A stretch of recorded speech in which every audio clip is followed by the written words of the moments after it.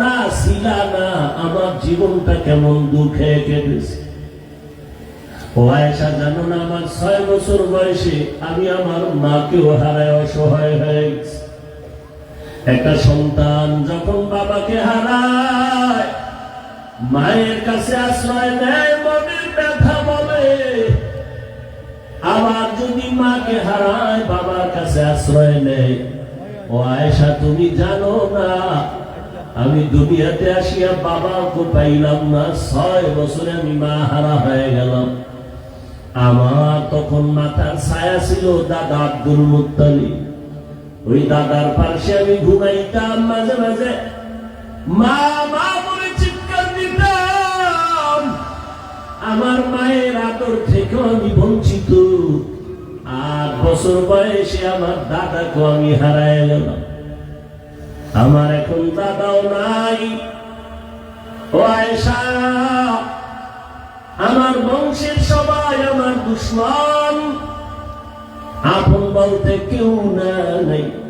দাদা চলে গেলেন চাচা আবু তালিবের হাতে রেখে।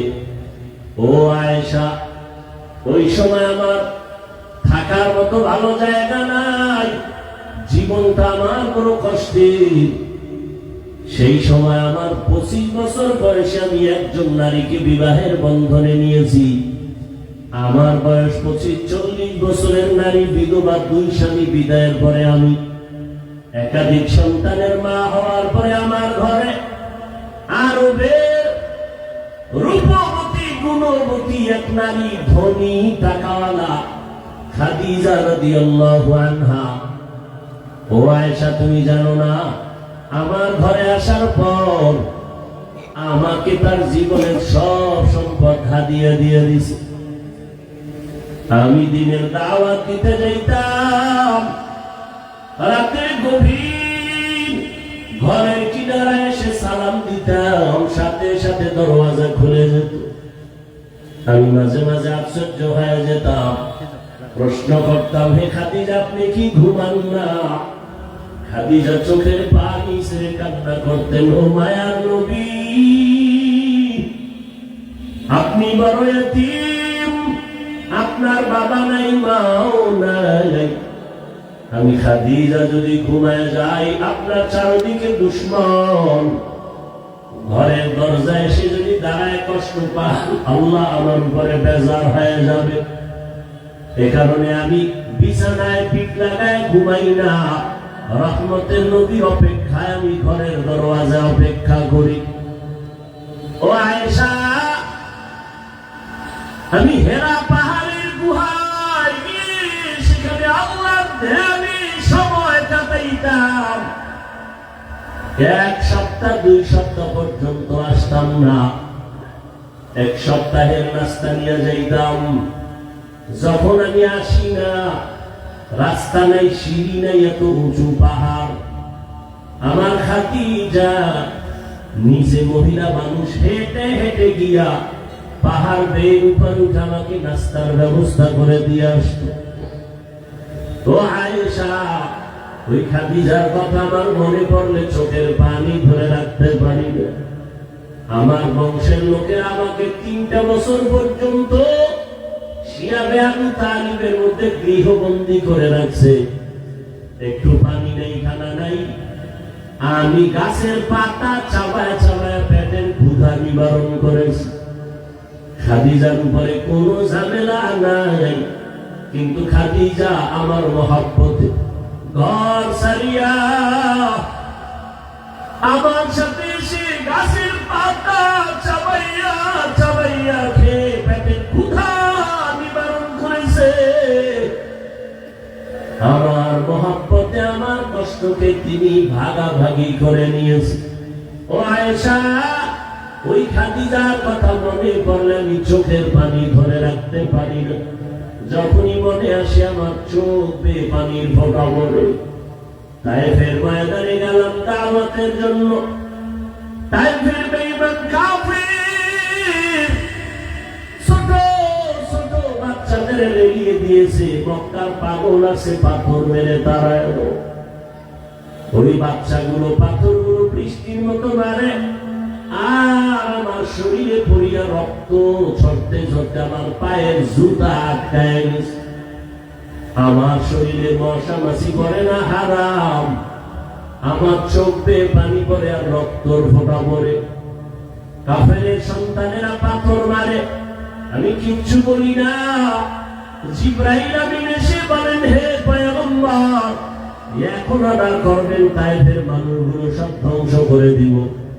আমি রহমতের নবী, জিবরাইল আমিনকে বলছি, খবরদার তায়েফের মানুষকে মারবা না, ওরা আমাকে চিনে না। যদি ওরা চিনতো, ওরা জানতো আমি ইয়াতীম। ওরা যদি জানতো আমি অসহায়, ওরা যদি জানতো আমি জুলুম করার জন্য আসি নাই, তাহলে ওরা আমাকে মারতো না। একদিন বুঝে আসবে, চিনবে, সেদিন দিনের বড় উপকার হবে। ও এলাকার মুসলমান বাবারা, আল্লাহ তাআলার পয়গম্বর খাদিজাতুল কুবরা রাদিয়াল্লাহু আনহার জন্য এত পরিমাণ কান্না করেছেন। চাচা আবু তালিবের জন্য নবী কান্না করেছেন। ও পর্দার আড়ালের মা, আপনারা যদিও নবীদের স্ত্রী হতে পারেন নাই, তবে তাদের মতোই তো আপনারা নারী। খাদিজা রাদিয়াল্লাহু আনহার মতো নারী, ফাতেমা রাদিয়াল্লাহু আনহার মতো নারী, আয়েশা রাদিয়াল্লাহু আনহার মতো নারী। এ আম্মা জান, কয়দিন আর দুনিয়া রং তামাশার পেছনে ঘুরবে, কোন দিন মরণ হবে, আজরাইল এসে জীবনটা নিয়ে যাবে জানা নাই। কয়েক মাস আগের কথা, বিদেশ থেকে টাকার বস্তা নিয়ে বাংলাদেশে আসছে, পরিবারে বেড়ায় আনন্দ করে আবার যাবে। এয়ারপোর্টে তার পরিবারের সবাই হাজির, গাড়িতে উঠিয়া বাড়ির দিকে রওনা। বাড়ির কাছাকাছি যাওয়া মাত্র হঠাৎ ড্রাইভার গাড়িটা পানির মধ্যে ফেলে দিল। জায়গায় মহিলা সন্তান অনেক মরে গেল, ওই বিদেশি বান্দা এখনো মরে নাই। মিডিয়ার সামনে চোখের পানি ছেড়ে কান্না করে। জীবনে মানুষ বিবাহ করে খেয়ে না খেয়ে পরিবার নিয়ে থাকার একটা আনন্দ আছে, আমি তাও পাই নাই। টাকার তাগিদে বিদেশ চলে গেলাম, আজ আমি টাকা অলংকার নিয়ে আসি, কিন্তু আমি বাড়ি যাওয়ার আগে আমার কপাল কেন এত খারাপ। বাড়ির কাছাকাছি এসে আমার নিজের হাতের উপরে কলিজার সন্তানটা মরে গেল, আমার স্ত্রীও মরে গেল। আমি এখন ঘরে যাইয়া কি করবো? কে আমাকে আনন্দ দিবে? আমার কলিজার সন্তানটাও চলে গেল, আমার বিবিও নাই। ও টেকনাফের মা বোনেরা, কয়দিন দুনিয়াটা কিছুই না, এখনো সময় আছে, তওবা করেন। আল্লাহর মুহাব্বত নিয়া 5 ওয়াক্ত নামাজ পড়েন। আপনার মতো কত মা এখনো আছে বেপরদায় চলে না, মোবাইলে সময় নষ্ট করে না, নামাজ ছাড়ে না। এরে আম্মা জানেরা, দুনিয়াতে আল্লাহ সন্তান দান করেছেন, একটা সন্তানকে আপনার খাঁটি আদর্শবান বানায় যান। ডাক্তার, ইঞ্জিনিয়ার, প্রফেসর বানাবেন, বাধা নাই। সন্তানটাকে আদর বলা, আদর্শওয়ালা, নবীর আশিক বানায় যান। ডাক্তার হইয়াও যদি বান্দা কোরআন পড়নেওয়ালা হয়, জীবনটা ধন্য। ও আমার যুবক বাবা, কয়দিন দুনিয়ার এই বাহাদুরি, চোখের সামনে লাশ আর লাশ। এমন কোন দিন নাই পানির নিচে, গাড়ির নিচে যুবকের লাশ নাই, ঘুমের বিছানায় লাশ নাই। কয়দিন আর বাঁচবা?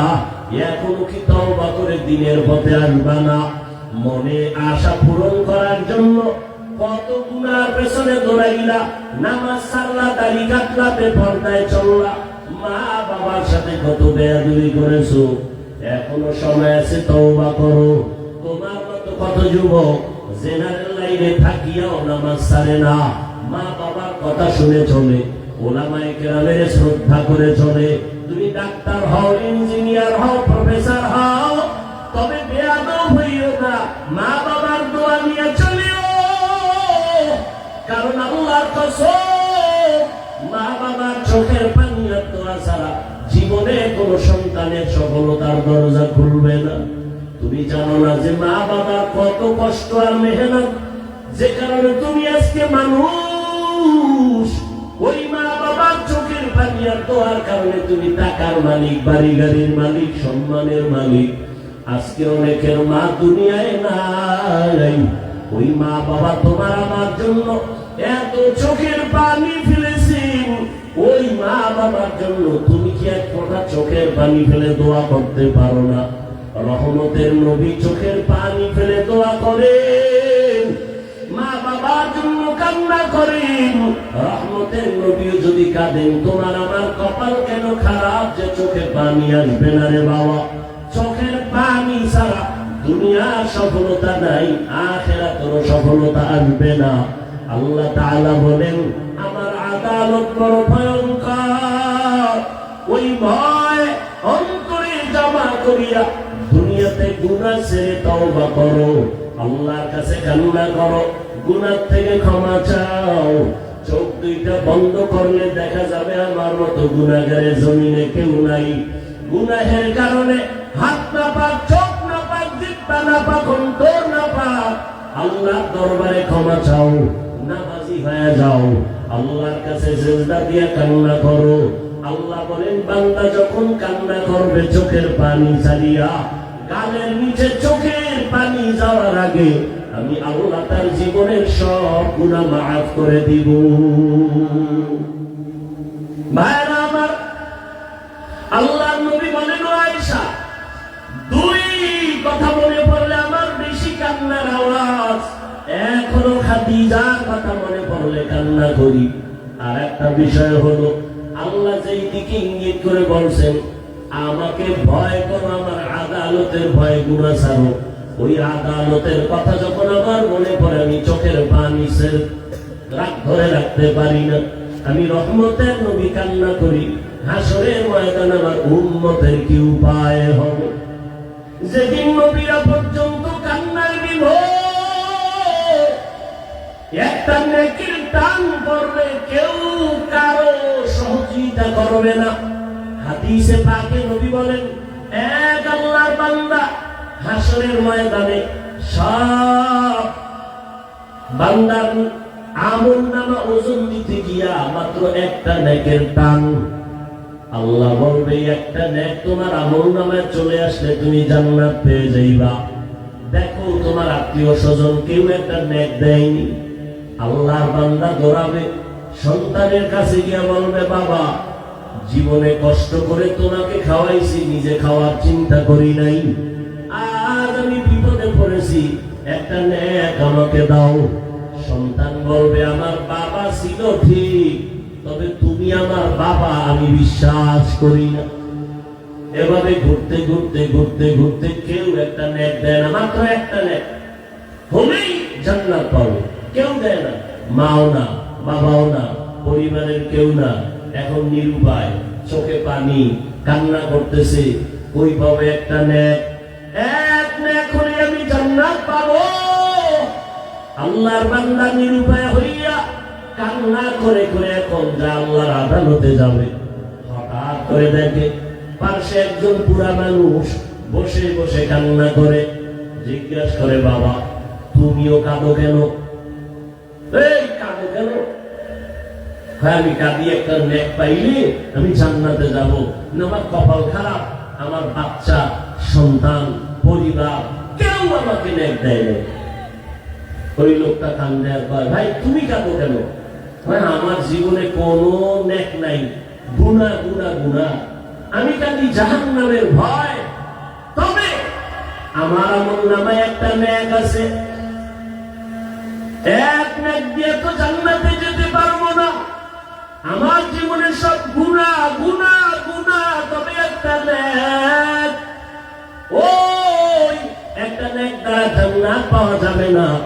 তবে তুমি যেহেতু একটা নেকের অভাবে বসে আছো, আমি তোমাকে সেই একটা নেক দিতে চাই।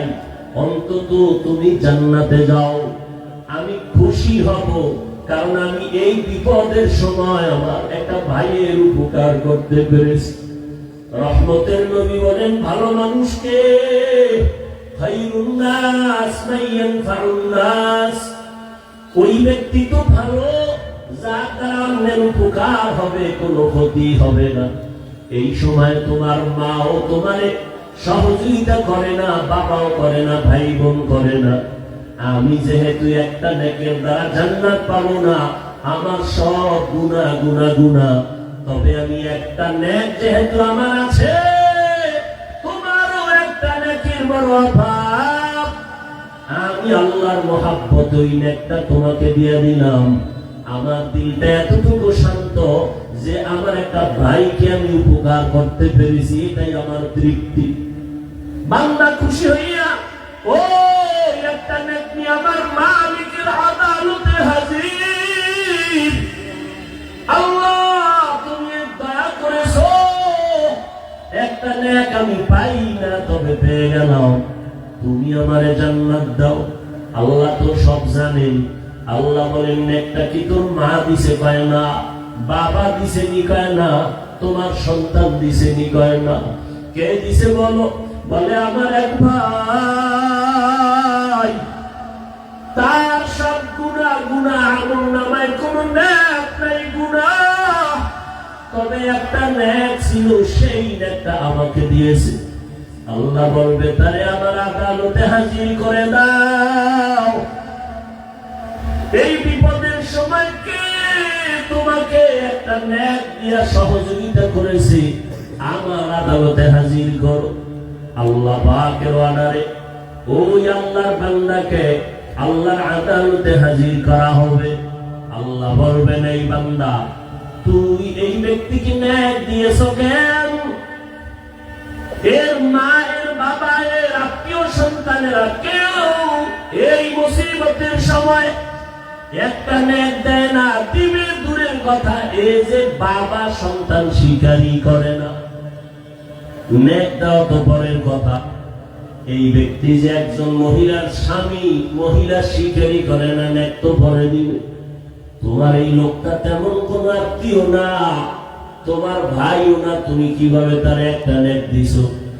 ওই বান্দা বলবে, হে দয়ার মালিক, জাহান্নামের গরম বড় কঠিন ভয়ঙ্কর, সহ্য করা যায় না রে আল্লাহ, তবে আমার জীবনের একটা নেক আমল, আমি তো এই একটা নেক দিয়া জান্নাত পাবো না। এই কারণে আমি চিন্তা করলাম, আমার ভাইকে যদি একটু উপকার করে, এই নেক আমি দেওয়ার কারণে সে যদি একটু জান্নাতে যায়, জাহান্নাম থেকে বাঁচলো, বিপদ থেকে বাঁচাইতে পারলাম। আমার একটা নেকের দ্বারা আমার একটা ভাই যদি বিপদ থেকে বেঁচে যায়, আমার এটা তৃপ্তি, আর কিছু না, একটু সহযোগিতা করলাম। আল্লাহ তাআলা বলবেন, ফেরেশতা, একটা বান্দা তার ভাইকে যদি একটা নেক দিয়ে বিপদের সময় সহযোগিতা করে, আমি আল্লাহ তো এর থেকেও বড় দয়াময়, আমি আল্লাহ তো রহিম, আমি আল্লাহর এত দয়া, এত মায়া, আমি আল্লাহ পাক ওই একটা নেক দেনেওয়ালা বান্দাকেও এই দয়ার কারণে তাকেও জান্নাত দিয়ে দিলাম। আতিনা ফি দারে দুনিয়া না হাসান, আতিনা ফি দারে উকবা না হাসান, ইয়া গিয়াসাল মুস্তাগীসিন ইহদিনা লিফতিখারা বিল উলুমে ওয়াল গিনা, হর গরিদে মেকো তু তৈয়ার হ্যায়, जो न मांगे उससे तू बेजार है। وأما من خاف مقام ربه ونهى النفس عن الهوى فإن الجنة هي المأوى। আল্লাহ তাআলা বলেন, আমার আদালতে দাঁড়াইয়া হিসাব দেওয়ার ভয়ে যারা দুনিয়াতে এই গুনাহ থেকে নিজেরে বাঁচায় রাখবে, আমি আল্লাহ তাকে বিনা হিসাবে জান্নাত দিয়া দিব। দুনিয়াতে থাকিয়া গুনাহ থেকে বাঁচার উপায়, জীবনের ভাগ দুইটা, একটা আমার পেছনে চলে গেল, সামনে আর একটা আমার হায়াত কতদিন আছে জানা নাই। তবে পিছনের জীবনে গুনাহ অনেক করে ফেলেছি, সামনের জীবনেও গুনাহ হতে পারে। এই দুই লাইনের গুনাহ থেকে কিভাবে বাঁচবো? পিছনের গুনাহ থেকে বাঁচার জন্য একটা মেডিসিন লাগবে, সামনের গুনাহ থেকে পবিত্র থাকার জন্য আর একটা মেডিসিন লাগবে।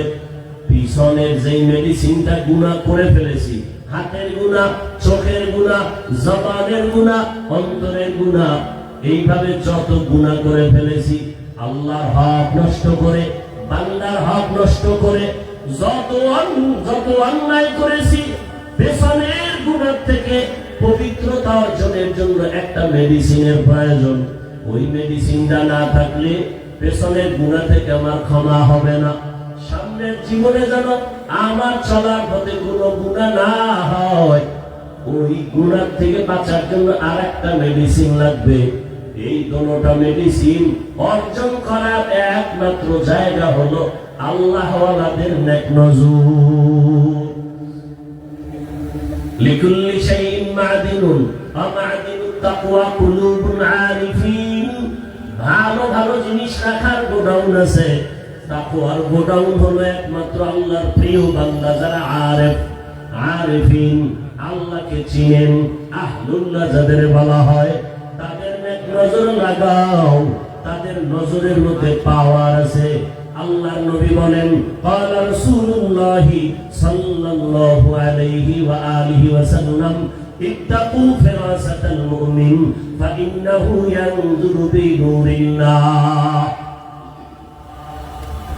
আল্লাহর নবী বলেন, আল্লাহর বিশেষ যারা পাওয়ারওয়ালা বান্দা, এদের ফেরাসাতের পাওয়ার থেকে তোমরা সতর্ক, ভয় থাকিও, কারণ এরা অনেক কিছু দেখেন যেটা তোমরা দেখো না। আল্লাহ তাদেরকে স্পেশাল পাওয়ার দান করেন। এই পাওয়ারের নাম কোরআনের ভাষায় ফুরকান, হাদিসের ভাষায় পাওয়ারের নাম ফেরাসাত। ইয়া আইয়ুহাল্লাযীনা আমানু ইন তাত্তাকুল্লাহ ইয়াজআল লাকুম ফুরকানা। আল্লাহ তাআলা বলেন, ও মুমিন, তাকওয়ার উপরে মুজাহাদা করো, প্রচেষ্টা চালাও, আল্লাহ একটা পাওয়ার দান করবেন। পাওয়ারের নাম ফুরকান। মা মা'নাল ফুরকান হুয়া নূরুম মিন ইলাহি। ফুরকান নামের পাওয়ার হলো আল্লাহ থেকে স্পেশাল দেওয়া একটা নূরের আলো। ওই আলোটা দিয়ে বান্দা হক বাতিল নির্ণয় করে হকের উপরে আগাইতে থাকবে। এই ফুরকান নামের পাওয়ারটাকে হাদিসের ভাষায় বলে ফেরাসাত। ওসমান রাদিয়াল্লাহু তাআলা মসজিদে নববীর মধ্যে বয়ান করতেছেন, সাহাবায়ে কেরাম বসা। শেষের দিকে একজন সাহাবী বাজার থেকে গিয়া মজলিসের পেছনে বসলেন। ওসমান এক নজর দেখা নজর দেয় নাই। কিছুক্ষণ পরে বলে, এই মজলিসের মধ্যে এমন একজন ব্যক্তি আমাদের মজলিসে বসছেন যার চোখের মধ্যে জেনার আসর দেখা যায়, জেনার আসর। সাহাবী ভয় পেয়ে গেলেন। বাজার থেকে আসলাম, বাজারে হাঁটার সময় একটা বেগানার নজর লাগছে, বেগানা নারী। তো ওসমান রাদিয়াল্লাহু আনহু মসজিদে বসে খবর কিভাবে পেলেন? তো মজলিস শেষ, সাহাবী ওসমান রাদিয়াল্লাহু আনহুর কাছে গেলেন, গিয়ে আস্তে করে বললেন, হযরত, নবুয়তের দরজা খোলা? বলে না তো ওহির দরজা খোলা হয় না। আপনি কিভাবে বললেন সাহাবীর চোখের মধ্যে জেনার নজর লাগানো? ওসমান রাদিয়াল্লাহু তাআলা আনহু বললেন, ও সাহাবী, নবুয়তের দরজা বন্ধ, ওহির দরজা বন্ধ, নবুয়তের দরজা খোলা নাই, তবে ফেরাসাতের দরজা খোলা। ফাইন্নাহু ইয়ানজুরু বিনুরিল্লাহ। আল্লাহ তাদেরকে এমন একটা নূরের পাওয়ার দান করেন, আলো। কেমন আলো? বলে, আমার এই বাতির পাওয়ার 100 পাওয়ারের বাতির আলো একরকম, 1000 পাওয়ারের বাতির আলোতে আরো অনেক দেখা যায়। আল্লাহ তাআলা এই পাওয়ারটা যাকে দান করবেন, সাধারণ মানুষ যা দেখবে না, ওই বান্দা বান্দি তা দেখবেন। ওমর ফারুক রাদিয়াল্লাহু তাআলা মসজিদে নববীর মধ্যে খুতবা দিতেছেন, হঠাৎ করে একটা আওয়াজ দিলেন অপ্রাসঙ্গিক, ইয়া সারিয়াতাল জাবাল, ইয়া সারিয়াতাল জাবাল, ইয়া সারিয়াতাল জাবাল। ও সারিয়া, পাহাড় পাহাড় পাহাড়। সারিয়া কই? বলে মদিনাতুল মুনাওয়ারা থেকে 2000 কিলোমিটার দূরে ইরানে যুদ্ধ করতেছে ইসলামের জন্য।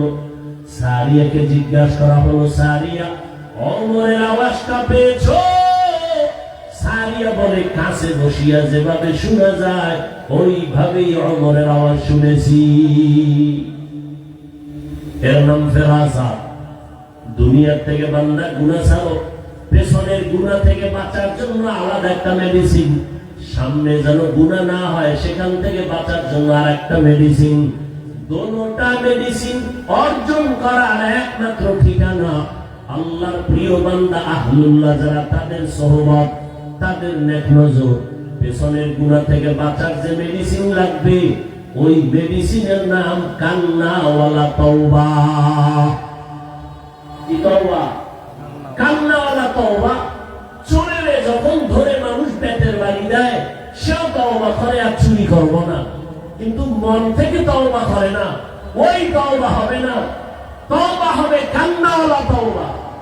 জীবন চলে যাবে, ওই গুনাহ আর অপরাধ করব না, হে মালিক তুমি আমাকে মাফ করে দাও। তো পিছনের গুনাহ থেকে বাঁচার জন্য যেই মেডিসিন দরকার, সে মেডিসিনের নাম কান্নাওয়ালা তওবা। সামনের জীবনে যে গুনাহ হতে পারে, পারে না? পারে না। সেই জীবনের থেকে বাঁচার জন্য আর একটা মেডিসিন দরকার। সামনের জীবনে গুনাহ থেকে মুক্ত থাকার জন্য যে মেডিসিন, ওই মেডিসিনের নাম হলো তাকওয়া। হর কে তারত খৌফে হকদার দিল মদাম, জন্নাতুল মাওয়া দেহদু রাম কাম জুজবা হকচি জে মখাত ইনসুজা ফজলে উ আমস্তে দর জুমলা জাহা। গুনাহ থেকে বাঁচার জন্য পিছনের গুনাহ থেকে তওবা করতে হবে। তওবা যদি না করি, পেছনের গুনাহ ক্ষমা হবে না। কান্নাওয়ালা তওবা। সামনের জীবনে গুনাহ থেকে পবিত্র থাকার জন্য যে আমার গুণটা লাগবে, পুঁজি লাগবে, তার নাম তাকওয়া। এই দোনোটা পুঁজি অর্জনের একমাত্র ঠিকানা আল্লাহর প্রিয় গোলাম তাকওয়াওয়ালা, আল্লাহওয়ালার নেক নজর। তাদের নজর থাকলেই বান্দা গুনাহ থেকে বাঁচা সম্ভব। আমি মাঝে মাঝে বলি, আমরা যারা আল্লাহওয়ালা মুরব্বীদেরকে মেনে চলার চেষ্টা করি, এরপরও নিজেরা ঠিক থাকতে পারি না, লাইনচ্যুত হয়ে যাই। হাঁটায় ভুল, কথায় ভুল, চলায় ভুল। আর যারা কোনো আল্লাহওয়ালাকে মুরব্বী হিসাবে মেনে চলে না, এদের দুনিয়াও বরবাদ, আখিরাতও বরবাদ। এদের দুনিয়াও বরবাদ, আখিরাতও বরবাদ। এর নবীর উম্মত, আল্লাহর ভয় বড় দামি এক সম্পদ। জমিনের একজন বড় রাষ্ট্র পরিচালনা করেন, আপনারা সবাই তার নাম জানেন, বাদশাহ হারুন রশিদ। নাম শুনছেন কোনদিন? তার স্ত্রীর নাম কি জানেন? কেউ জানেন না? জুবায়দা খাতুন। এত বড় রাষ্ট্রের একজন দায়িত্বশীল বাদশাহ হারুন রশিদ একদিকে রাষ্ট্র চালায়, অন্যদিকে আল্লাহর ঘর মসজিদের ইমামতি করে। রাষ্ট্রের ইমাম তো এমনই হওয়া উচিত যে মসজিদের ইমাম হবে, রাষ্ট্রেরও কি হবে? ইমাম হবে। তাহলে দেশে শান্তি হবে। কি বলে?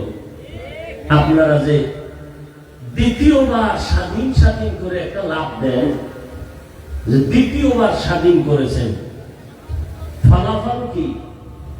এ বিষয়ে কিঞ্চিত আলোচনা মাগরিবের নামাজের এশার আগে করে গেছেন। স্বাধীন স্বাধীন করে যে চিৎকার দিলেন, কি পেয়েছেন কি? যদি আপনার স্বাধীনতা সফল হয়, তাহলে কেন এখনো বাবার সামনে মেয়েকে ধর্ষণ করা হয়? জুলাইয়ের স্বাধীনতার যদি সফল হয়, কেন এখনো স্বামীর সামনে তার স্ত্রীকে ধর্ষণ করা হয়? এখনো কেন পানির মধ্যে লাশ পাওয়া যায়? স্বাধীনতা যদি সফল হয়, এখনো কেন দোকানওয়ালা ব্যবসায়ী কেন নিরাপত্তাহীনতায় ভুগে? বোঝা গেল স্বাধীন সফল হয়নি। সফল স্বাধীনতার জন্য আর একবার যুদ্ধের ময়দানে অবতীর্ণ হতে হবে, এবং সেই স্বাধীন হবে চূড়ান্ত সফলতার স্বাধীন। আর সেই স্বাধীন হবে একমাত্র ইসলামের স্বাধীন।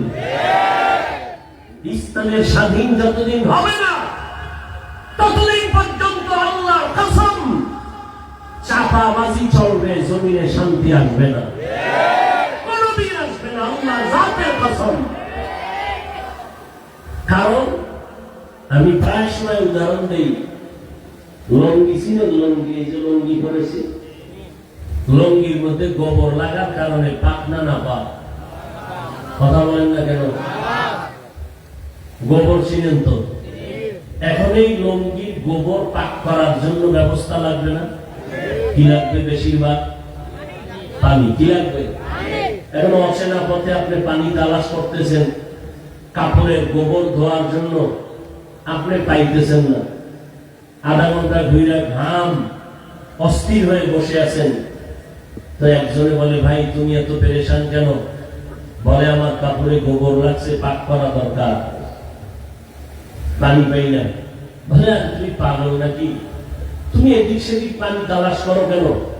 তোমার নিজের কাছেই তো স্পেশাল পানি আছে, আছে না নাই? ওই পানির নাম কি? পেশাব।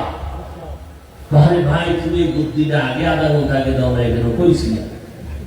তুমি যদি আধা ঘন্টা আগে বলতা, তো আমার এত মেহনত করতে হতো না। উনি প্রস্রাবের পানি দিয়া ওনার কাপড়ের গোবর ধুয়ে ফেলছে।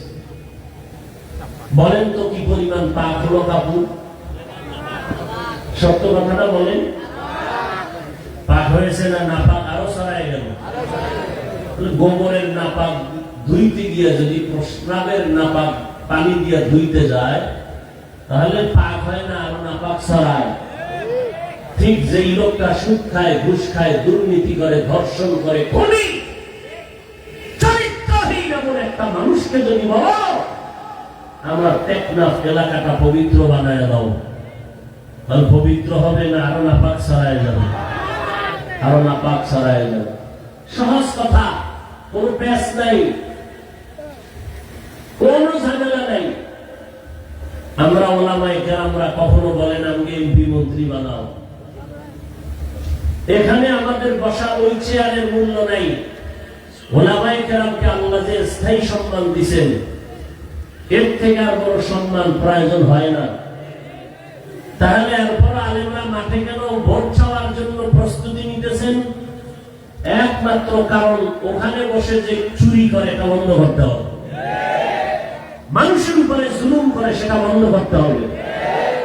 তারা যদি বন্ধ করে তো আলহামদুলিল্লাহ, হুজুর যাওয়ার দরকার নাই।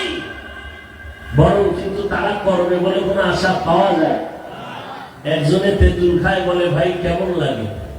বলে আমার ঠোঁটের মিস করে বুঝো না এটা কেমন, টক না জাল। তাহলে সমাজের পবিত্রতা অর্জনের জন্য কারে দিয়ে কি হবে এটা আগের থেকেই বোঝা যায়। তার চরিত্র তার বলে দেয়, তার আখলাক বলে দেয়, তার ব্যবহার বলে দেয়। আসলে অনেকে মনে করে ইসলাম বুঝে অনেক কঠিন। কে বলেছে পৃথিবীতে ইসলাম ছাড়া সহজ কোন ধর্ম নেই? এত সহজ ধর্ম ইসলাম। ইসলাম কি বলে? দুইজন দেখা হলে কি দাও? সালাম মানে কি? শান্তি। তাহলে আমি বললাম আসসালামু আলাইকুম, আপনার উপরে শান্তি বর্ষিত হোক, সে আমাকে কি বলবে? সেও দোয়া করলো আপনার উপরও শান্তি বর্ষিত হোক। দুই দিক থেকে যখন সালাম আর শান্তির দোয়া চলবে, মাঝখানে আর অশান্তি ঢুকতে পারবে না। ইসলাম কি বলে? বলে এই বড়রা, ছোটদের উপরে মায়া করো। ও ছোটরা, বড়দেরকে সম্মান করে চলো। আল্লাহর কসম, আমার দেশের বড়রা যদি ছোটদেরকে মায়ার নজরে দেখে, কোনোদিন জুলুম করবে না। আবার ছোটরা যদি বড়দেরকে সম্মানের নজরে দেখে, বেয়াদবি করবে না। এর নাম ইসলাম। ইসলাম কি বলে? কর্মচারী কাজ করে, ঘাম ঝরার আগে বেতন দিয়ে দাও। বেতন যদি আগে দিয়ে দেয়, কর্মচারী কাজের মধ্যে চুরি করবে? করবে না, বরং আমানত রক্ষা করবে। তাহলে যে যাই বলেন আর না বলেন, মানেন আর না মানেন, ফাইনাল কথা, ইসলাম ছাড়াই জমিনে শান্তি আসবে কোনদিন সম্ভব না। অতএব সেই ইসলাম এ জমিনে আনার জন্য চেষ্টা করতে হবে আমাদের। না, আপনারা যদি অপেক্ষায় থাকেন, তসবিহিয়া দিন গুনেন, ভোটের আগে রাত্রে টাকা খাবো, আছেন না অনেক বান্দা, ভোটের আগের রাতে টাকা খাবে, এটা তো আপনিই ইসলামের পথকে আটকায় দিলেন। এই টাকা খাওয়া হালাল না হারাম? জোরে বলেন। আমি প্রায় সময় বলি, যারা ভোটের আগে টাকা খাওয়ার নিয়ত করেন, আপনারা বাথরুমে গিয়া 10 গ্রাম পায়খানা খাইবেন, পরে টেকনাফ বাজারে গিয়া হালাল সাবান দিয়ে কুলি করবেন, গন্ধ সব শেষ হয়ে যাবে। কিন্তু যদি আপনারা এই ভোটের আগে টাকা নেন, ওই টাকা আপনি ভক্ষণ করেন, আপনার রক্ত কষ্ট না পা, ওই টাকা আপনার সন্তান পরিবার খাবে, ওদের রক্ত কষ্ট না পা, আমি বলবো আপনি বাপ নামের কলঙ্ক, আপনি স্বামী নামের কলঙ্ক। এজন্য ইসলাম সবাই চায়, চায় না কারা? যারা চোর দুর্নীতিবাজ, এরা ইসলাম চায় না। চিন্তা করে ইসলাম আসলে আমাদের চুরি বন্ধ হয়ে যাবে, দুর্নীতি বন্ধ হয়ে যাবে, এরা ইসলাম চায় না। এই যে প্যান্ডেলটা বয়ান চলতেছে, এইটা কি ওয়াজের প্যান্ডেল না রাজনীতির প্যান্ডেল? তাহলে এই প্যান্ডেলে রাজনীতির নেতার নাম থাকে কেন? বিভিন্ন জায়গায় তারা বক্তব্য দিয়ে ভোট চায় কেন? তাতে কোনো দোষ নাই। আমরা আল্লাহ, কোরআন, রাসূলের হাদিস দিয়া দেশ নিয়ে কথা বললে এটা দোষ। একজনে বলছে না, আপনার বেলায় খুরু খুরু, আমরা বললে মাকরু। 20 বছর ডাউলের পানি খেয়ে মাদ্রাসায় পড়েছি, 24টা ঘন্টা পড়েছি কি কোরআন হাদিস, কোরআন হাদিস, কোরআন, এর বাইরে কিছু না।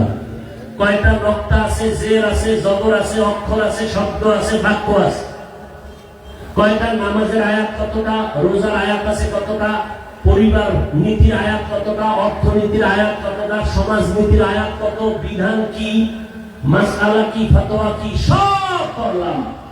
আর এখন যদি কোনো সুদখোর এসে বলে, হুজুর বয়ানটা এই সিস্টেমে করেন, তাহলে কানের পর্দা গরম করে দিতে হয় না? কোরআন হাদিস পড়লাম 20 বছর, আর বয়ান শিখতে হবে সুদখোর থেকে। সমস্যাগুলো কেন? শিয়ালের হাতে মুরগি আমার। শিয়ালের হাতে মুরগি রাখলে কয়েকদিন আমানত থাকবে? শিয়ালের হাতে মুরগি রাখলে যা হয়, মাদ্রাসা, মসজিদ আর ধর্মের চাবি সুদখোর, ঘুষখোর, খুনি, ধর্ষকের হাতে রাখলে তাই হবে। আমার এই কথাগুলো যদি আগামী শুক্রবার আপনাদের টেকনাফের কোন ইমাম সাহেব জুমায় বয়ান করে, কি উপায় হবে বলেন তো? সেদিন মোটামুটি একটা যুদ্ধ শুরু হয়ে যাবে। কমিটি বলবে ইমাম সাহেব 1 মাসের ছুটি, কথা ঠিক নেই। বিষয় কি? শিয়ালের হাতে মুরগি, শিয়ালের হাতে। এজন্য মুরগি আমানত দেওয়ার আগে হিসাব করেন। এখন কিন্তু কলমের দাম নাই, কলমে আঙ্গুলের টিপের দাম। কিসের দাম? এই জন্য আঙ্গুলের টিপটার মূল্য আছে না নাই? অতএব আপনি যদি আদর্শবান মানুষ হয়ে থাকেন, এই টিপটা দেওয়ার আগে হাতটাকে জমজম পানি দিয়ে ধুইবেন, আর ভাববেন এই টিপটা এমন কোন ব্যক্তিকে দিব না যে আমার টিপের পাওয়ার পায় আমার বোনের উপরে হামলা করবে। আমার আঙ্গুলের টিপ এমন জায়গায় দিব না যে আমার এই আঙ্গুলের টিপের পাওয়ারের ব্যবসার উপরে আগুন লাগায় দিবে। টিপ দেওয়ার আগে ভাবতে থাকেন এমন জায়গায় টিপ দিব যে টিপের পাওয়ারের মাধ্যমে আমার দেশ শান্ত হবে, জনগণ শান্তিতে থাকবে, ইসলাম নিরাপদ থাকবে, মাদ্রাসা মসজিদ আলেম ওলামারা নিরাপদ থাকবে। আল্লাহ বুঝার তৌফিক দান করেন। রাগ করলেন আপনারা? বলে ধর্মের মধ্যে রাজনীতির মধ্যে ইসলাম টানবেন না। আপনাকে কে বলল ধর্ম আর রাজনীতি আর ইসলাম আলাদা? এই কথা আপনাকে কে বলল? আমাদের রাজনীতি ইসলাম, আমাদের অর্থনীতি মানে ইসলাম। ইসলামের বাইরে অর্থনীতি নাই, ইসলামের বাইরে সমাজনীতি নাই, ইসলামের বাইরে রাষ্ট্রনীতি নাই। সব কিছুর মাঝে আমাদের ইসলাম। কেমন মিলালো?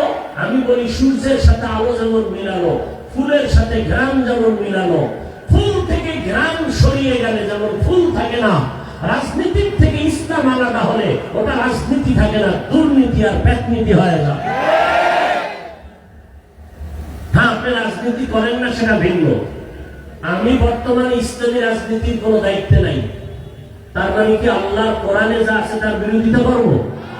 এখানে বহু আল্লাহর বান্দা নামাজ পড়েন না ঠিক মতো, তার মানে কি আপনি নামাজ বিরোধিতা করেন? না, নামাজ না পড়া এক জিনিস, নামাজের বিরোধিতা করা আর এক জিনিস। যে নামাজ পড়ে না সে মুমিন, অন্তরে আগ্রহ আছে পড়বে, আর যে নামাজ পছন্দ করে না সে বেঈমান। যে দাড়ি রাখে না সে মুমিন, যে দাড়ি পছন্দ করে না সে বেঈমান। যে পর্দা করে না সে মুমিন, যে পর্দা পছন্দ করে না সে বেঈমান। যে ইসলামের রাজনীতি করে না ঠিক কিন্তু মুমিন, করবে, মনে আগ্রহ আছে, কিন্তু যে ইসলামী রাজনীতির বিরোধিতা করবে সে বেঈমান। আল্লাহ বোঝার তৌফিক দান করেন। আল্লাহ আমাকেও হেদায়েত দান করেন, আপনাদেরকেও হেদায়েত দান করেন। ভাইরা আমার, 2 দিনের মাহফিলের মূল বরকত কোথায়? দোয়া। এই দোয়ায় মা বাবার জন্য, দেশের জন্য, প্রবাসীদের জন্য, সবার জন্য দিল খুলে দোয়া। প্রতি বছর আমি এখানে আসি আপনাদের দোয়া নিতে, বিশেষ করে আমার হযরতের দোয়া। দোয়া করবেন, আখিরি মুনাজাত দিবেন, 2 দিনের শেষ দোয়া করে সবাই যাব।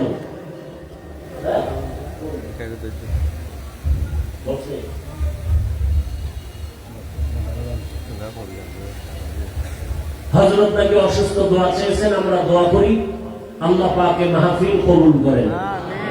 টেকনাফের মানুষকে আল্লাহ পাক আদর্শ মানুষ হিসাবে কবুল করেন। আল্লাহ পাক রব্বুল আলামিন মাদ্রাসা মসজিদকে কবুল করেন। আমরা একবার সূরা ফাতিহা 3 বার ইখলাস করি।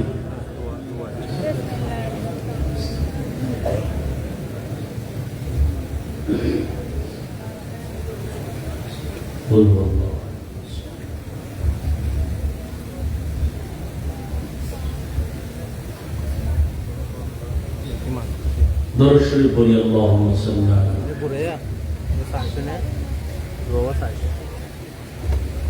আমিও দোয়া চাই, আপনাদের ভালোবাসা। আর ঢাকাতে আমি একটি মাদ্রাসার খেদমতে আছি, ভালোবাসার তাগিদেই বলছি, সুন্নত হিসাবে। আপনারা অনেকে দেখেছেন, জানছেন 20 কোটি টাকার একটা জায়গা নিয়েছে। আপনাদের শুধু দোয়ার জন্য বলছি, দোয়া করবেন, আল্লাহ কুদরতের দ্বারা ব্যবস্থা করে দেন। মা বোনদেরকেও আমার এই মেসেজটা পৌঁছায় দিবেন। এবং কেউ যদি ভালোবেসে মনে করেন যে না আমিও কিছু অংশীদার হতে চাই, তাহলে একটা লিফলেট আপনারা নিয়ে যাবেন মোনাজাতের পরে। এখানে ব্যাংক অ্যাকাউন্ট নাম্বার, বিকাশ নাম্বার আছে, পারলে আপনারা পরে পাঠিয়ে দিবেন। এখানে সব লেখা আছে, ডিটেলস। যদি একান্ত কেউ না পারেন 1500 টাকা দিয়ে হলেও একটু অংশীদার হবেন, আল্লাহ কবুল করেন। এটা লিফলেট তারাই নেবেন যারা দিবেন। আর কেউ যদি আমার হাতে নগদ দিতে চান, মোনাজাতের পরে দিয়ে একটা কুপন নিয়ে যাবেন, 1000 হোক 500 হোক, দিনের জন্য। দেখবেন আল্লাহ বরকত বাড়ায় দিবেন। দান করলে অনেক বরকত হয়। নগদ দিতে চাইলে দিয়ে এখান থেকে আমার হাতে একটা কুপন নিয়ে যাবেন, আর যারা পরে দিবেন একটা লিফলেট নিয়ে যাবেন। আল্লাহ সবাইকে কবুল করে। الحمد لله رب العالمين والصلاة والسلام على سيد الأنبياء والمرسلين وعلى آله وأصحابه أجمعين يا أرحم الراحمين يا أرحم الراحمين يا أرحم الراحمين رب ارحمهما كما ربياني صغيرا اللهم إنك عفو كريم تحب العفو فاعف عنا اللهم إنا نسألك رضاك والجنة ونعوذ بك من سخطك والنار اللهم إنا نعوذ بك من البرص والجنون والجذام وسيء الأسقام اللهم إنا نسألك علما نافعا ورزقا واسعا وشفاء من كل داء اللهم ارحمني بترك المعاصي اللهم ارحمني بترك المعاصي اللهم ارحمني بترك المعاصي ওদায়ার মালিক আমরা গুনার বোঝা নিয়ে আপনার দরওয়াজায় হাজির আয় আল্লাহ কুদরতের নজর দিয়ে তাকায় দেখেন হায় আল্লাহ কত উলামায়ে কেরাম কত মুরব্বি হাজী সাহেব কত ব্যবসায়ী কত চাকরিজীবী আয় আল্লাহ পর্দার আড়ালের কত মা বোনেরা হাজির আয় আল্লাহ আমার কলিজার কত যুবক কত ছাত্র ভাই আয় আল্লাহ আপনার দরওয়াজায় হাজির দুনিয়ার সব বাড়িওয়ালাদের দরওয়াজাগুলো বন্ধ আপনার রহমতের দরজা খোলা আয় আল্লাহ আমরা দুনিয়ার কারো কাছে হাত উঠাই নাই আপনার রহমতের দরওয়াজায় ফিরে আসছি আয় আল্লাহ আমরা সবাই জাহান্নামের আসামি গুনাহগার আয় আল্লাহ দুনিয়াতে যেদিন আসছিলাম কত পবিত্র মা বাবা কত আনন্দিত হয়েছিলেন আজকে সেই পবিত্র জীবনটা গুনাহের কারণে নাপাক করে ফেলেছি গুনাহের কারণে আমার হাত নাপাক আমার চোখ নাপাক আমার জুতা নাপাক আমার অন্তর নাপাক আয় আল্লাহ জাহান্নাম সাথে দোয়া চলছে আপনারা সরাসরি দোয়া করছেন দোয়া মুনাজাত করছেন যে আল্লাহ আপনার ছেলে নাই নাই ভাই আপনারা করে আল্লাহ বিদায়ের সাথে নিশ্চিত হয়ে তওবা করে আসছি আপনারা আর ওয়া করেন আপনার মতামত জানান আল্লাহ আপনার দিকে শেষ মুহূর্তে দুদিন যে শেষে দোয়া পরিচালনা হচ্ছে দোয়াটা আপনারা সবাই অংশগ্রহণ করবেন আমরা বিনয়ের সাথে ক্ষমা চাই দয়া করে আমাদের মাফ করে দেন আয় আল্লাহ মাহফিল কবুল করে নেন আয়োজনকারী সহযোগিতাকারীদের কবুল করে নেন আয় আল্লাহ দান সৎকারীদের কবুল করে নেন আয় আল্লাহ আসসালামু তাআলিবুল ইলমদের কবুল করে নেন মুহিদ্দিন মুতাআল্লিমদের কবুল করে নেন আয় আল্লাহ মেহেরবানি করে আমাদের সবাইকে মাফ করে দেন আমরা তওবা করেছি আর গুনাহ করব না আর তাই কাটবো না নামাজ ছাড়বো না বেপরদায় চলবো না হাতের গুনাহ চোখের গুনাহ জবানের গুনাহ অন্তরের গুনাহ থেকে ক্ষমা চাই আয় আল্লাহ আপনার মতো দয়াওয়ালা কেউ নাই আল্লাহ মেহেরবানি করে আমাদের মাফ করে দেন মা বোনদের আবেদা ফরদাওয়ালা বানিয়ে দেন সন্তানগুলো নেককার বানিয়ে দেন আল্লাহ যারা লেখাপড়া করে পরীক্ষার্থী কামিয়াবি দান করে আল্লাহ তাআলা সারা দুনিয়াবাসীকে মাফ করে দেন প্রবাসীদেরকে হেফাজত করেন আল্লাহ যারা ব্যবসা করে চাকরি করে কামাই রুজি ব্যবসায় চাকরিতে বরকত বাড়ায় দেন আয় আল্লাহ অভাবীদের অভাব দূর করে দেন ঋণ আদায়ের ব্যবস্থা করে দেন আল্লাহ ও দয়ার মালিক সুপ্রাতওয়ালা ইজ্জতের জীবন দান করেন আল্লাহ। নবীজির রওজা থেকে গিয়ে সালাম দেওয়া তৌফিক দান করেন। বাইতুল্লাহর গিলাফ ধরে লাব্বাইক বলা তৌফিক দান করেন। আল্লাহ গুনাহের কারণে দিলটা পাথর,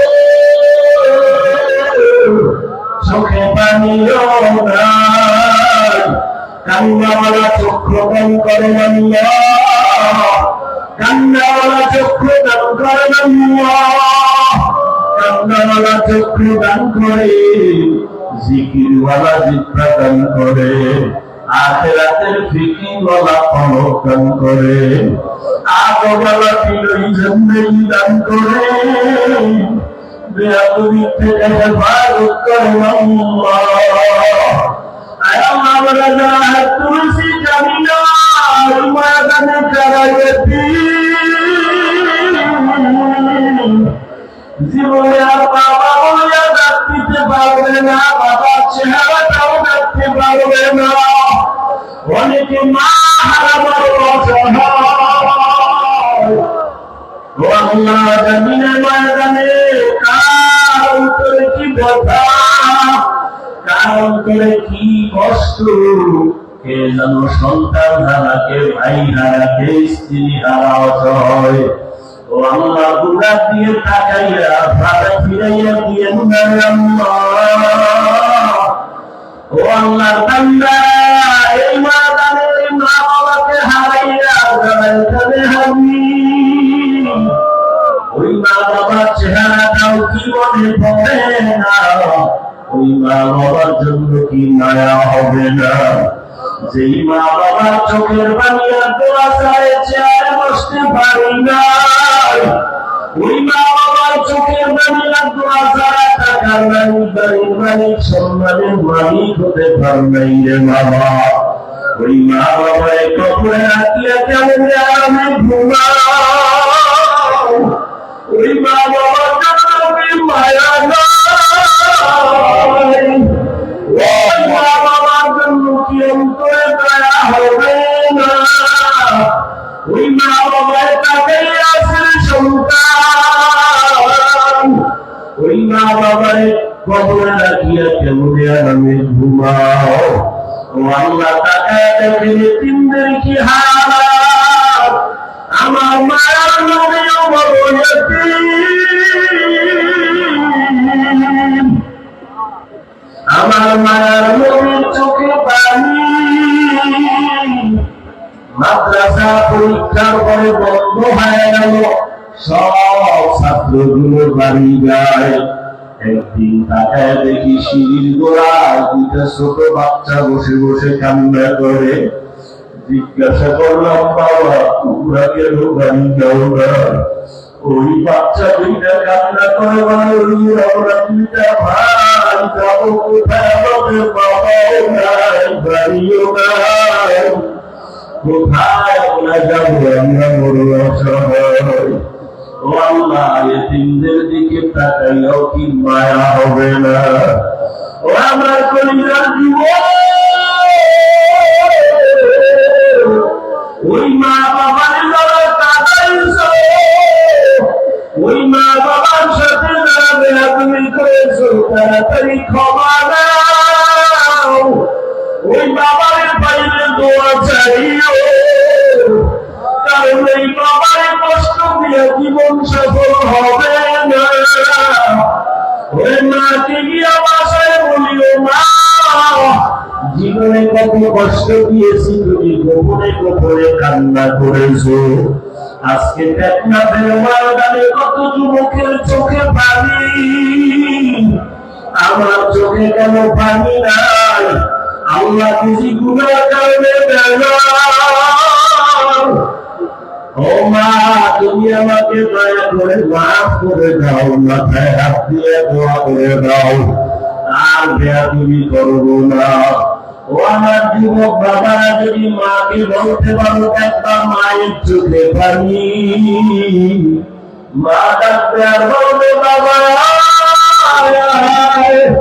মাথায় হাত দিয়ে ডাক দিল আর সে আসিমের মালিক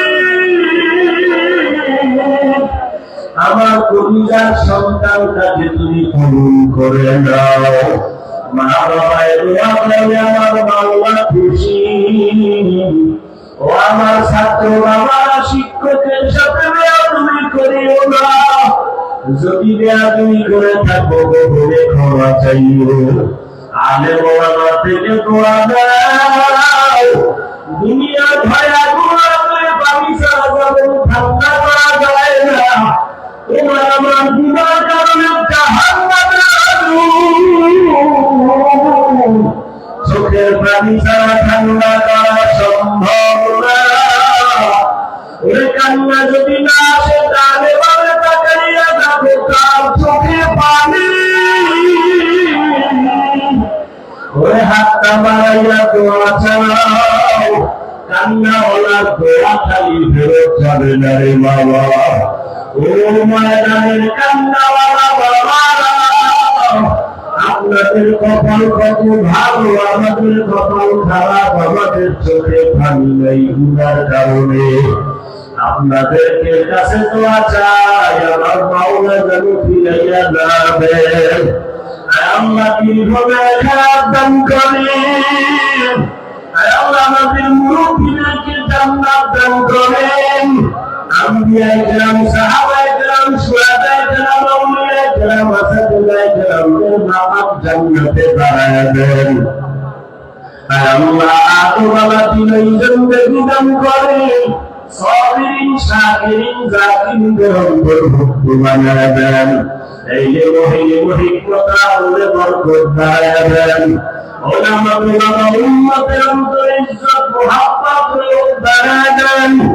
আওয়াজ কথায় রুহানিয়াত স্পষ্টতা বাড়ায়া দেন।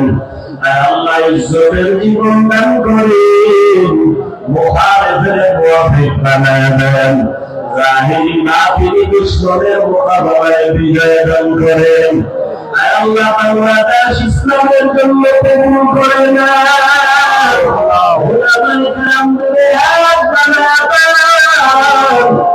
আল্লাহ হেদায়েতের নূর ছিনে আমাদের দান করেন। আল্লাহ আমাদের হায়াতে বরকত বাড়ায়া দেন। সুস্থতার নিয়ামত বাড়ায়া দেন। চলার পথে ইজ্জতের সাথে হেফাজত করেন। আল্লাহ কবরস্থানের সবাইকে মাফ করে দেন। আল্লাহ জান্নাত অসুস্থ হয়ে হসপিটালে যাবে, ঘরে বিছানায় কান্না করে। আল্লাহ আপনার মতো বড় ডাক্তার কেউ নাই। সুস্থতার নিয়ামত দায়ী ভাবে দান করেন আল্লাহ। আল্লাহ সমস্ত মসজিদ মাদ্রাসাগুলো কবুল করে নেন। অন্যান্য শিক্ষা প্রতিষ্ঠান নবীর আদর্শে কবুল করে নেন। আল্লাহ মোবাইলের গুনাহ থেকে আমাদের হেফাজত করেন। আপনার খাস উম্মতের বন্ধু বানায়া দেন। আল্লাহ মিয়া হাসাদ কিবির দূর করে ইখলাস ও তাকওয়া দান করেন। আল্লাহ আমাদের জান ও আল্লাহর পরিবার হেফাজত করেন। আল্লাহ মাদ্রাসার জায়গা দিনের বোঝা মাথায় কুদরতের দ্বারা বিনা দায়ের আসানের সাথে ব্যবস্থা করে দেন। পেরেশানি দূর করে দেন আল্লাহ। এই মাহফিলের বরকতে এলাকায় শান্তি দান করেন। আল্লাহ প্রত্যেকটা ঘর আপনি জান্নাতি বানায়া দেন। হালাল বরকতি রিজিকের ব্যবস্থা করে দেন। হারাম থেকে হেফাজত করেন। আল্লাহ আপনার খাসুলদের বন্ধু হইয়া আমাদেরকে দ্বীনের উপরে চলার তৌফিক দান করেন। নবীজির মুহাব্বতে আমাদের দোয়া কবুল করে নেন। হাসবুনাল্লাহু ওয়া নি'মাল ওয়াকিল, নি'মাল মাওলা ওয়া নি'মান নাসির। আল্লাহ সমস্ত উলামায়ে কেরামদের দীর্ঘায়ু হায়াত দান করেন। অসুস্থ যারা কুদরতের দ্বারা সুস্থতার নিয়ামত বাড়ায়া দেন। وَأُفَوِّضُ أَمْرِي إِلَى اللَّهِ إِنَّ اللَّهَ بَصِيرٌ بِالْعِبَادِ وصلى الله تعالى على خير خلقه محمد وآله وأصحابه أجمعين آمين آمين آمين برحمتك يا أرحم الراحمين যারা সাক্ষাৎ করবেন হাতের বাম দিক দিয়ে লাইন দিয়ে ডানে যাবেন। মোবাইলে ছবি তুলবেন না, ভিডিও করবেন না।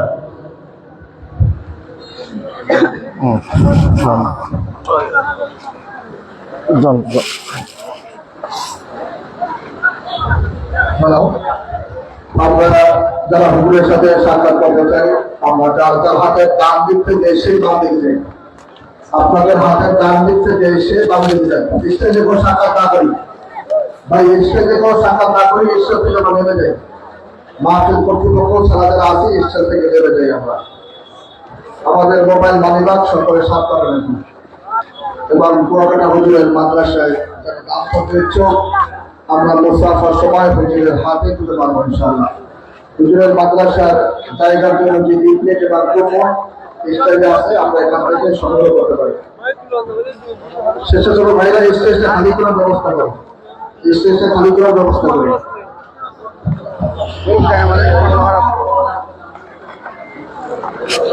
Dios.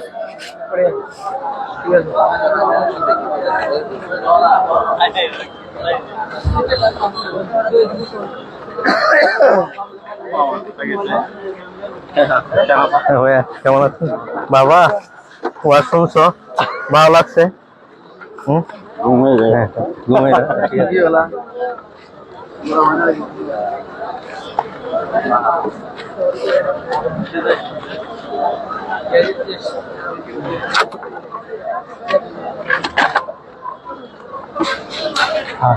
দর্শক, দক্ষিণ চট্টলার ঐতিহ্যবাহী প্রাচীন যে দিনী শিক্ষা প্রতিষ্ঠান আল জামিয়া আল ইসলামিয়ার যে 2 দিন ব্যাপী সম্মেলন, সেটি মাহফিল সেটি সম্পন্ন হয়েছে। ইতিমধ্যে আপনারা জানেন, শারের নামাজের পর ধর্ম মন্ত্রণালয়ের উপদেষ্টা তিনি যে এখানে বয়ান পেশ করেছেন। সর্বশেষ যে বরিশালের যিনি কুয়াকাটা হুজুর রয়েছেন, তিনি বক্তব্য রেখেছেন। আপনারা শুনছেন। এতক্ষণ আমাদের সাথে যারা যুক্ত ছিলেন এবং আমাদের এই লাইভটি দেখেছেন, তাদেরকে আসলে ধন্যবাদ জানাচ্ছি। আসলে এই মুহূর্তে যে কুয়াকাটা হুজুর তিনি এখানে রয়েছেন, সে এখানে অবস্থান করছেন এবং তার সাথে সাক্ষাৎ করার জন্য, তার সাথে মিলিত হওয়ার জন্য সবাই এখানে দেখছেন। দর্শক,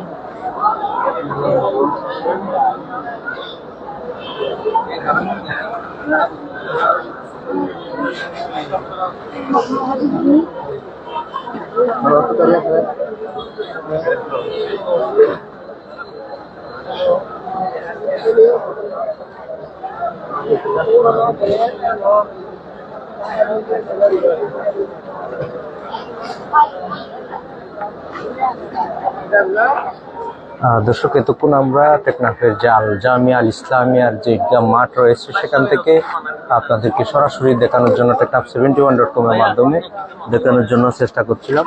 দর্শক, আমরা এই মুহূর্তে আমাদের লাইভটি সমাপ্ত করতে, পরবর্তীতে আপনাদের সাথে আবারও দেখা হবে ইসলামিক কোনো অনুষ্ঠানে।